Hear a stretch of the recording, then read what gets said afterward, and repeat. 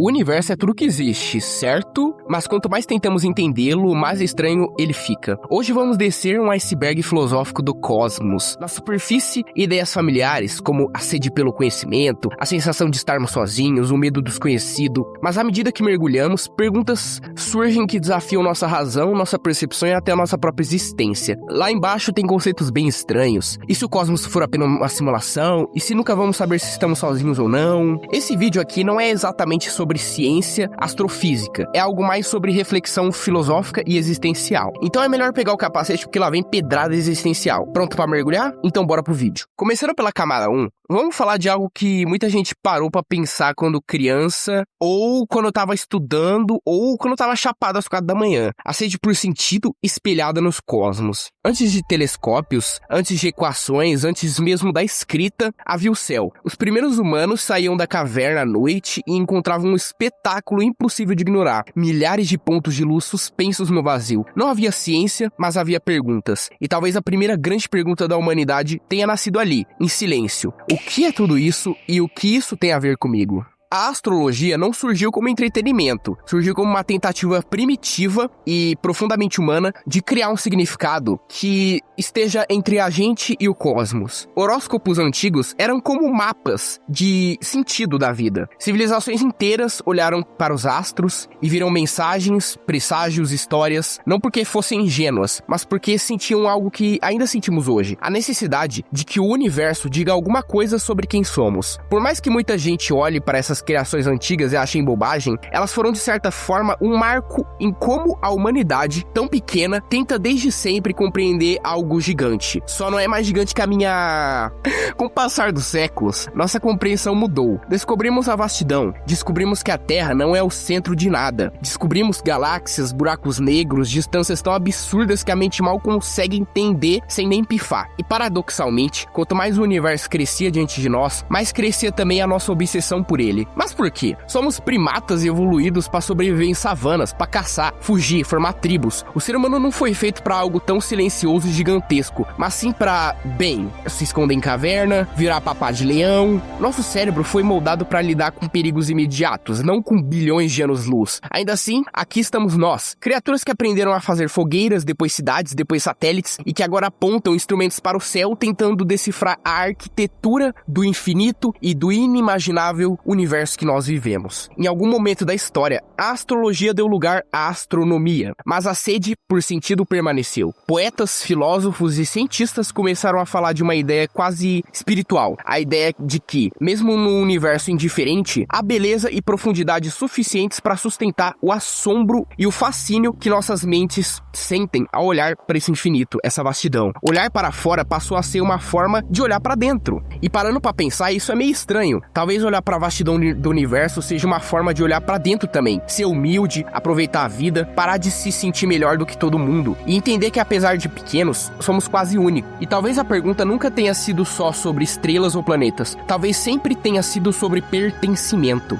O que significa existir num universo tão vasto? Será que estamos sozinhos? A vida lá fora esperando para nos encontrar? Ou somos uma exceção frágil num lugar totalmente silencioso? E se fomos feitos da mesma poeira que um dia brilhou em estrelas antigas, será que parte da nossa fascinação é uma espécie de saudade da nossa origem? Buscamos conhecimento no céu como quem tenta lembrar de algo que foi esquecido. Cada descoberta amplia o mistério em vez de cerrá-lo. Quanto mais sabemos, mais percebemos o quanto a gente não sabe. E isso é quase uma pedrada existencial. Porque pensa, quanto mais a gente sabe, mais a gente sabe que não sabe. Tipo, meio paradoxal, sei lá, velho. E isso revela algo essencial sobre nós. A gente não é apenas sobreviventes. Somos quase que buscadores de significado. Criaturas finitas, presas num pequeno planeta, mas inquietas demais para aceitar que existem fronteiras e limites. A imensidão do universo é grande demais para caber em nossas mentes, e talvez seja exatamente por isso que não conseguimos parar de tentar. O céu não é só um objeto de estudo, é um convite permanente à pergunta, e a pergunta que atravessa toda a história humana, da astrologia antiga às teorias cosmológicas modernas, permanece a mesma. O que exatamente estamos procurando lá fora, e o que isso diz sobre quem somos aqui dentro? Talvez essa seja uma das perguntas mais importantes da história da humanidade. Fechando a primeira camada, bora falar do medo do desconhecido. Prepara para o que você vai ouvir pelos próximos minutos, porque lá vem pedrada existencial. Bom, olhamos para o céu com fome de sentido, mas também com um certo medo. A mesma curiosidade que empurra a humanidade para frente carrega um receio silencioso, o de que cada nova descoberta possa arrancar um pedaço de segurança que construímos.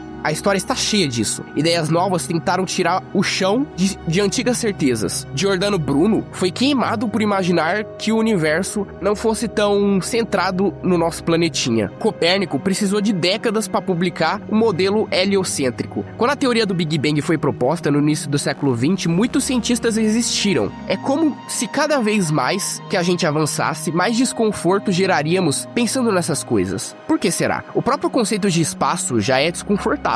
Pensar que podemos estar sozinhos no universo dá calafrios, mas o engraçado é que se não estivermos sozinhos, isso também é bizarro. Há momentos em que a crise existencial é tão grande que dá vontade de nem olhar pra cima. Eu mesmo, de vez em quando, olho pro céu e não consigo olhar por muito tempo. Não sei se vocês também são assim. Às vezes dá aquela vontade de fingir que só existe a Terra e que o horizonte termina nas nuvens, porque o que encontramos quando encaramos o cosmos de frente é, muitas vezes, a falta de respostas e o mero silêncio. E esse silêncio é estranho para criaturas como nós. Pensa comigo, fomos feitos nesse nosso incrível lar minúsculo para barulho, vento nas árvores, vozes, passos, oceanos, mas no resto do universo só existe silêncio. Fomos feitos nesse planetinha para lidar com objetos médios, coisas que cabem nas mãos, nos olhos, na intuição, mas o tamanho do universo talvez não tenha sido feito para nossa mente. Queremos previsão, padrões claros, histórias com começo, meio e fim, mas o tanto de mistérios que abrigam lá fora talvez esteja demais para nossa mente. O que sabemos é que, de certa forma, o universo parece grande demais para nossa compreensão. Só não é maior que o amor que eu sinto pela Morena. Somos pessoais, pensantes e conscientes. E ainda assim,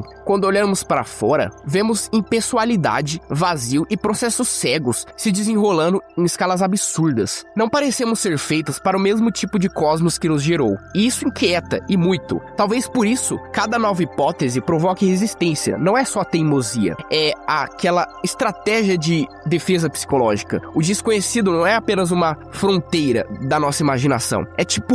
É como se fosse um espelho que nos forçasse a encarar de frente a realidade, olhando nos nossos próprios olhos. Ao mesmo tempo em que sentimos sede por conhecimento, sentimos o impulso de recuar quando esse conhecimento é muito. Mas então surge uma pergunta que insiste em ficar. Se o universo parece tão desajustado à nossa psique, será que lá fora exista algo maior? Não aliens, mas algo que conseguimos nos identificar? Algo que faça o silêncio conversar conosco? Algo que reduza a distância entre o que somos por dentro e o que existe lá fora? Algo que faça sentido existir para que possamos explicar esse paradoxo? Como somos seres tão distintos do nosso próprio cosmos? Como algo sem consciência, enorme, sem vontade de propósito, criou seres tão pequenos, com tanta sede de sentido, pensantes e vibrantes. Talvez realmente haja algo maior lá fora. Talvez a espiritualidade, que tenha sofrido tanto preconceito ao longo da história, seja a forma mais humana de tentar dar sentido a essa pergunta. Como somos tão diferentes do universo? Muitas pessoas acabam não se conformando com esse paradoxo de que somos tão diferentes do universo que foi criado. Porque como que um universo inconsciente, impessoal e totalmente frio gerou seres opostos a isso, conscientes, pessoais, calorosos, que buscam sentido? Talvez agora a gente consiga compreender porque a humanidade precisou sempre de uma espiritualidade por trás. Bom, talvez o verdadeiro desafio seja aceitar que o cosmos não foi feito para nos caber e ainda assim continuar olhando para ele. De qualquer jeito, uma coisa é certa: o conceito de espaço é assustador e ao mesmo tempo fascinante. Descendo adiante, temos a camada 2. Vamos agora falar do Kalan cosmológico. Se a superfície do iceberg nos faz olhar para o céu e questionar o sentido, a segunda camada nos força a olhar para o próprio tempo e para o início de tudo. Você já se perguntou se o universo teve um começo? E se sim, será que ele teve uma causa? Entre os pensadores, um dos argumentos mais fascinantes é o Kalan cosmológico. Ele é simples, quase intuitivo, mas ao mesmo tempo devastador para a intuição. Primeiro, tudo que começa a existir tem uma causa. Segundo, o universo começou a existir. Terceiro, portanto o universo tem uma causa. Pense nisso. Se algo surge do nada, sem motivo, sem causa, parece impossível, certo? É claro, porque o nada não pode gerar nada. Algo sempre existiu. Toda a experiência que temos nos diz que efeitos têm causas. Algo não surge do vazio. Para um evento acontecer, algo precisa acontecer antes dele. Se você vê algo surgindo, deve supor que algo anterior causou aquilo. É um princípio que a mente humana sente antes de raciocinar. Começo exige causa. Do nada, nada pode vir. Tudo que surge ou aparece, algo anterior precedeu. Todo efeito tem uma causa e toda causa gera um efeito. Agora, como sabemos que o universo começou? Cosmologicamente, a gente observa sinais de origem. O universo está em expansão, ele tem história, teve momentos de alta energia, estruturas se formaram, estrelas nasceram e morreram. Tudo aponta para um ponto de início, uma singularidade, um começo. Não é certeza absoluta, mas é a conclusão que os dados sugerem e que nossa mente intuitiva sente ao refletir sobre causa e começo. Então aqui vem a pedrada existencial. Se tudo que começa precisa de uma causa, qual é a causa do próprio universo? Aqui não estamos falando de uma causa física comum. Ela não pode ser espaço, nem tempo, nem matéria, nem energia, porque antes do universo não existia nem espaço, nem tempo, nem matéria, nem energia. Ela teria que ser fora do espaço, fora do tempo, ilimitada, completamente diferente de tudo que conhecemos. É um conceito que desafia a nossa experiência, algo que existe sem começar, que sustenta tudo, mas não é limitado por nada do que chamamos de realidade. Então, quando começamos a pensar mais um pouco, se existe uma causa primeira e ela está fora do tempo, fora do espaço, fora da matéria, algo externo ao universo, basicamente, o que ela seria? O que, segundo o nosso conhecimento atual, seria atemporal e imaterial. Algo fora do tempo, fora do espaço, fora dos limites físicos. Algo que torna possível tudo que exista. É uma ideia que, ao mesmo tempo, é fascinante, mas também perturbadora. Vale lembrar, humildemente, que esse argumento tem críticas, objeções e debates filosóficos enormes. Por exemplo, alguns dizem que talvez o universo não tenha tido início. Existem várias teorias científicas concorrendo hoje em dia. Não temos certeza absoluta se o universo teve um início absoluto. Existem teorias científicas que abordam a ideia de um universo cíclico, com ciclos de morte e renascimento. Nesse caso, ele não teria um início. Outros dizem que o universo começou a existir e mesmo assim não precisa de uma causa, porque causas são determinísticas, enquanto as flutuações quânticas que criaram o universo são probabilísticas, não determinadas por nada. Mas falar sobre tudo isso seria um assunto enorme e para outro vídeo. Talvez eu possa fazer um vídeo só sobre isso, mas por enquanto podemos apenas contemplar o abismo, deixar a mente flutuar sobre essa ideia e sentir o fascínio de pensar sobre algo que antecede tudo que conhecemos. Fechando a camada 2, vamos falar da raridade da vida. A vida parece rara demais para o universo. O universo é quase ajustado para a vida. E eu tô falando isso seriamente. Existem aproximadamente 30 constantes físicas fundamentais: a carga do elétron, a força da gravidade, a velocidade da luz, a expansão do universo, entre muitas outras. Se qualquer uma delas fosse ligeiramente diferente, um pouco maior ou um pouco menor o valor dessas constantes, o universo como conhecemos não existiria. Nem estrelas, nem planetas, nem moléculas orgânicas, nem ser vivo. A chance disso surgir por acaso é piada. A ideia de que essas constantes são assim por necessidade, elas não poderiam ser de outro jeito, também é estranha, porque não existe razão física conhecida para elas assumirem exatamente esses valores. O resultado é desconcertante. Tudo aponta para que nosso universo seja improvavelmente perfeito para a vida. Uma das respostas mais plausíveis não é design, nem o acaso, nem a necessidade. É a ideia do multiverso. Talvez existam infinitos universos, cada um com suas próprias constantes e leis físicas. Alguns universos seriam mortos, estéreis, impossíveis para a vida. Mas, inevitavelmente, alguns seriam como o nosso, perfeitamente ajustados para que algo como a gente surgisse. E aqui estamos nós, observando e refletindo sobre a nossa própria existência. O multiverso abre possibilidades quase incompreensíveis. Alguns universos podem ter dimensões extras que dobram de formas estranhas. Outros podem ter partículas com comportamentos completamente diferentes, onde estrelas nem sequer se formam. Outros ainda podem ter leis físicas que tornam a vida impensável. Mas, em alguns deles, quem sabe, formas de consciência completamente estranhas surgem, tão distantes da nossa experiência que talvez nem possam perceber uns aos outros. O que significa existir quando a existência é apenas uma entre infinitas possibilidades, algumas até difíceis de imaginar. E ainda assim, aqui estamos nós, um ponto consciente, refletindo, imaginando, sentindo a maravilha e o terror do próprio universo. Talvez sejamos extraordinários, um milagre improvável da física e da química. Talvez sejamos apenas mais um ponto de consciência em um infinito de possibilidades, e nossa existência seja um detalhe quase irrelevante na imensidão. Partindo agora para a camada 3, vamos falar da hipótese da simulação. E se o universo que você percebe, o espaço, o tempo, as estrelas, a vida, você mesmo, não fosse o nível mais fundamental da realidade, não fosse a realidade verdadeira? A hipótese da simulação parte de um raciocínio simples, mas inquietante. Pense em nós mesmos. Em poucas décadas, saímos de gráficos simples e jogos de pixels para mundos virtuais imersivos, com inteligências artificiais capazes de aprender, reagir e até criar suas próprias narrativas. Agora, projete isso séculos ou milênios à frente. Uma civilização tecnologicamente avançada poderia criar simulações completas de universos, incluindo mentes extremamente complexas. É aqui que entra Nick Bostrom,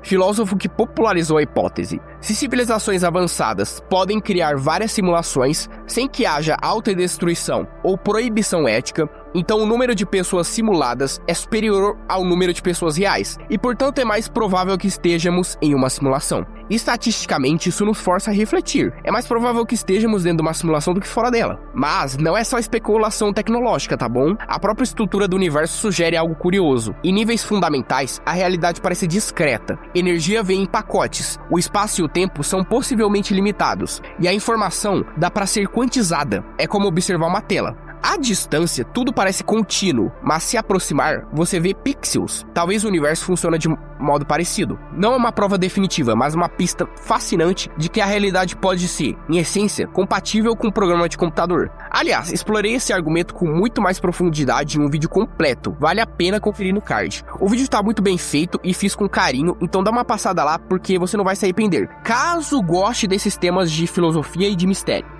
E aqui surge a pergunta filosófica. O que significa existir? Se nossas experiências, dor, alegria, amor, reflexão, podem ocorrer dentro de uma simulação, será que elas deixam de ser reais? Eu acho que não. Realidade, do ponto de vista de quem vivencia, permanece intacta. Nossa percepção continua sendo genuína. O que muda é a camada em que chamamos algo de real. Os nossos 5 sentidos podem até ser manipulados, mas a nossa vivência, a alegria, o medo, a paixão, podem ser todas reais. Nossos sentimentos e pensamentos são reais, mas talvez não tenhamos acesso à parte mais real da realidade, se é assim que poderíamos chamar. Para ilustrar isso, dá para chamar a nossa mesa de café o filósofo René Descartes. Esse mano aí viveu lá no século XVII, tinha umas ideias meio doidas. Inclusive foi ele quem inventou o plano cartesiano, aquele lá que você e eu já sofremos para aprender em alguma prova ou vestibular. Basicamente ele falou de gênio maligno. E se meus sentidos estiverem sendo alterados por um gênio maligno que manja muito de tecnologia e quer criar uma simulação dentro da minha mente, tipo um Tsukuyami do Naruto, onde eu vivo situações imaginárias, mas tais situações têm efeito real no meu corpo verdadeiro. Ou tipo as ilusões do Vecna, as visões do relógio que ele passa são falsas, mas a sensação do medo sua é real. Nesse caso, as experiências subjetivas, como sentimentos que eu tive nessa simulação, eles são reais, mas os sentidos são meio manipulados. O que a gente vê, sente, toca, pode ser manipulado, mas a nossa experiência consciente não. Então, com base nas analogias simples que fizemos, dá para responder que, se estivermos numa simulação, nossos sentimentos são falsos? Não, o que a gente vê em nossa volta talvez seja, mas a sensação de ver aquilo ainda seja real. Mas aí fica uma pergunta, e se estivermos dentro de uma simulação, quem será que está do outro lado? Uma civilização avançada estudando seus próprios ancestrais? Pesquisadores testando hipóteses históricas? Ou um programador indiferente à nossa vida, apenas garantindo que o experimento rode e que ele se entretenha? Deixa aí nos comentários. Eu acho que essa pergunta ficou meio brisada, eu não sei formular ela direito, mas eu espero que vocês tenham entendido o que eu acabei de dizer. Fechando a terceira camada, bora falar da Floresta Negra. Olhe para o céu à noite. Tudo parece silencioso, calmo, vasto, mas o silêncio é suspeito, estranhamente pesado. Onde está toda a vida inteligente que deveria existir? Será que é por isso que não achamos vida inteligente? A resposta mais inquietante pode estar na hipótese da Floresta Negra. Ela propõe algo simples e aterrorizante. O universo está cheio de civilizações inteligentes, mas todas estão escondidas. Imagine o universo como uma floresta escura. Cada civilização é um caçador silencioso. Cada barulho, cada sinal visível pode significar tiro. Ser visto é perigoso demais. A regra é clara. Sobreviver significa permanecer quieto, silencioso, quase invisível. A sobrevivência depende da invisibilidade absoluta. Nesse universo, a prudência é a lei mais básica e a curiosidade pode ser mortal. E aqui vem a crise existencial. Se essa hipótese estiver certa, nós não estamos sozinhos, mas também não podemos saber disso. O silêncio do cosmos não é paz, é medo, é cautela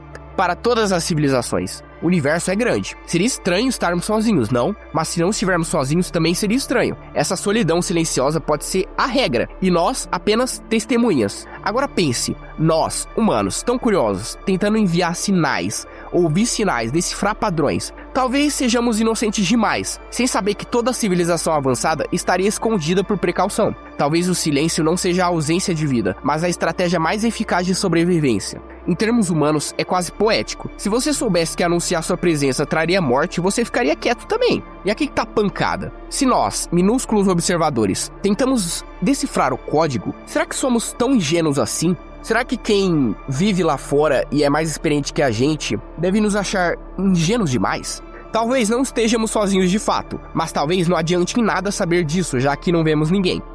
Descendo para a quarta camada, temos o cérebro de Boltzmann. O cérebro de Boltzmann começa fazendo uma pergunta perturbadora. E se você não fosse uma pessoa, e sim um cérebro solitário vagando no espaço-tempo? Tá, eu sei que parece loucura de ficção científica, mas existe todo um argumento bizarro envolvendo essa ideia.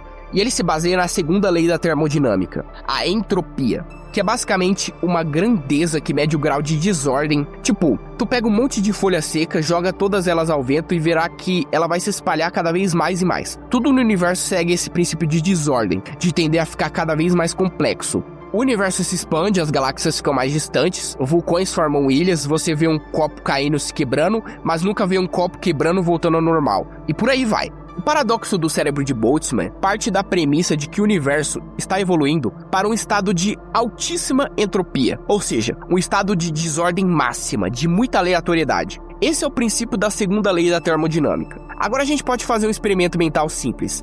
Imagina que você pega um monte de tecido e guarda dentro de uma caixa. Você espera um tempo e quando abre, esse tecido se misturou e se desordenou aleatoriamente de forma tão estranha que acidentalmente criou uma roupa. Talvez você ache isso improvável, mas para a segunda lei da termodinâmica não é impossível dependendo de quanto tempo você der para essa caixa formar uma roupa, só com os tecidos se embaralhando. Vamos supor que esse tecido fique guardado nessa caixa por tempo suficiente. Bilhões, quadrilhões, quase um tempo infinito. O nível de desordem espontânea existiu por tanto tempo que a chance de ter formado algo complexo como uma roupa passa a ser considerável. Agora, imagine se essa caixa fosse o universo e a lã fosse as partículas. Se você der um tempo quase que infinito, as partículas poderão se reordenar de forma tão complexa que possa até formar uma estrutura como um cérebro. Esse é o cérebro de Boltzmann. E se esse cérebro for você? Se o universo tiver um tempo infinito, qualquer possibilidade de desordem das partículas pode se misturar e simplesmente formar qualquer coisa, tipo unicórnio, bola, cubo e um cérebro. Esse cérebro teria falsas memórias, que poderia ter surgido só há 2 segundos atrás. E se eu mesmo for um cérebro de Boltzmann? A teoria, por mais absurda que seja, mostra que, se o universo tende a ter cada vez mais desordem nas flutuações das partículas, por cada vez mais tempo, tipo um tempo quase infinito, qualquer coisa pode acontecer e surgir espontaneamente da organização dessas partículas, inclusive um cérebro recém-criado com a sensação falsa de que tudo o que viveu foi real, quando na verdade ele acaba de surgir de uma flutuação segundos atrás.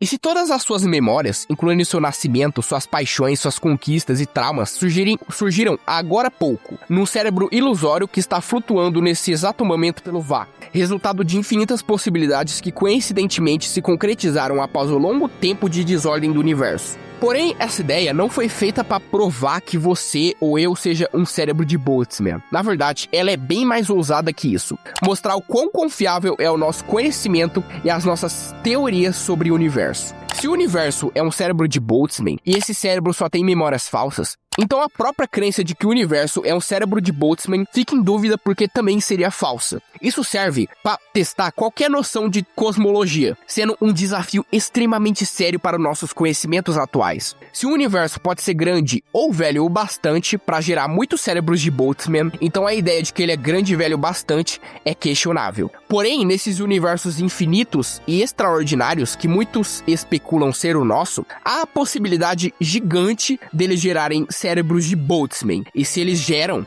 o modelo em si é questionável. Mas enfim, o que você acha disso tudo? Será que vivemos num cérebro de Boltzmann? Se vivemos, então não dá pra dizer que vivemos, mas só podemos dizer que vivemos se nosso modelo do universo for compatível com esses cérebros. Então fica a pergunta, como você vê o universo? Porque dependendo de como você responde, você pode estar diante de um conceito que não se sustenta, justamente por criar esses cérebros. Fechando a quarta camada, e fechando o vídeo também, vamos falar da ilusão do tempo. Agora chegamos a uma das perguntas mais radicais que o ser humano pode fazer sobre o universo. E se a causa não vier antes do efeito? Parece loucura, parece ficção, mas essa é exatamente a essência de um fenômeno conhecido como retrocausalidade. A ideia de que a relação entre causa e efeito às vezes pode ser invertida. Imagine por um instante, talvez o que você fará amanhã já esteja, de algum modo, conectado a decisões que você tomou ontem. E talvez ontem, da mesma forma, esteja ligado a algo que você ainda nem sonhou em acontecer. O tempo, nesse cenário, deixa de ser uma linha reta e se transforma quase que num tecido, numa teia de aranha, onde passado, presente e futuro se conectam. No sentido clássico, causa precede o efeito. É quase sagrado para muita gente. Nosso cérebro foi moldado para pensar assim, mas a retrocausalidade desafia essa ordem simples e linear, sugerindo que os limites antes e depois podem ser menos rígidos do que pensamos. Quando essa ideia é levada para o território quântico, as coisas ficam bem estranhas.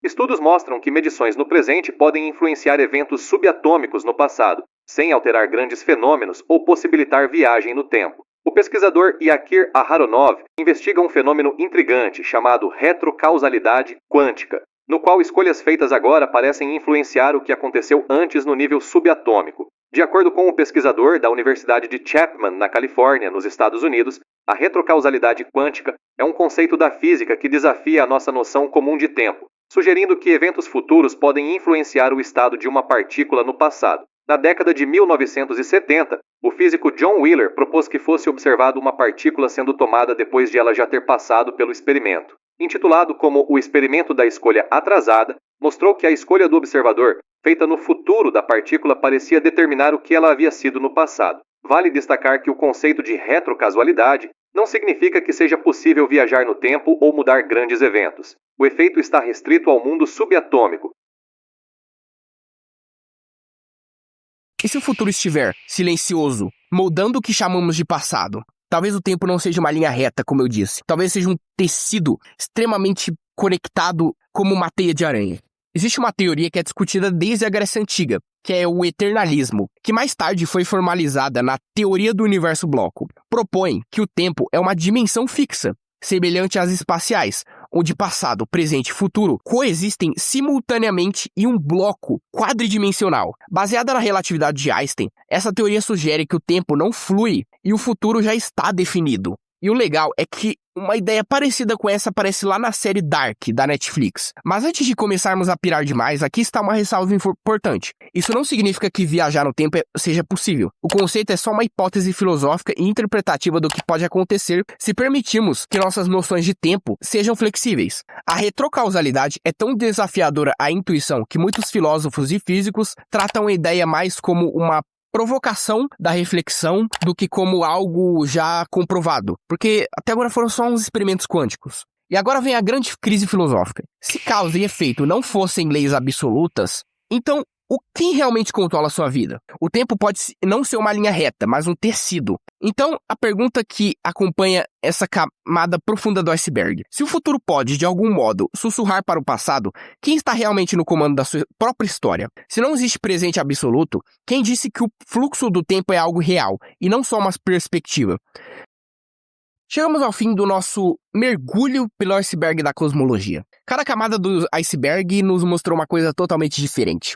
Eu espero que vocês tenham gostado do vídeo. Se gostou, deixem seu like, porque isso ajuda muito o canal. Compartilhem para o máximo de pessoas que vocês acham que gostam. E até a próxima. Tchau, obrigado. E por fim, uma pergunta. Se o universo é tão vasto, tão improvável, tão estranho, e se ainda assim estamos aqui observando e perguntando, o que, afinal, significa existir nesse cosmos que talvez nunca possamos compreender por completo? Fica a pergunta para vocês. Eu não vou responder. Vocês que decidem o que essa resposta será. Até a próxima e tchau.